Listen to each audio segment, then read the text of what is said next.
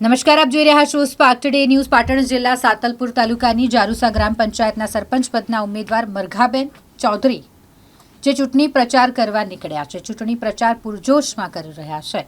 મરઘાબેન ચૌધરી વિકાસના મુદ્દાઓને લઈને ચૂંટણી પ્રચારમાં જોતરાયા છે. વાઘપુરા ગ્રામ પંચાયતના સરપંચ પદના ઉમેદવાર મરઘાબેન ચૌધરી ચૂંટણી પ્રચારમાં જારુસા ગામમાં શુદ્ધ મીઠું પીવાનું પાણી, યુવાનો માટે રમતગમતનું મેદાન, સ્પર્ધાત્મક પરીક્ષાઓની તૈયારી કરતા યુવાનો માટે લાઇબ્રેરીની વ્યવસ્થા તેમજ રોડ, રસ્તા, સ્ટ્રીટ લાઇટ, ગટર સહિતની વ્યવસ્થા કરી આપવાની સમસ્ત જારુસા ગ્રામજનોને તેઓ બાંહેધરી આપી રહ્યા છે.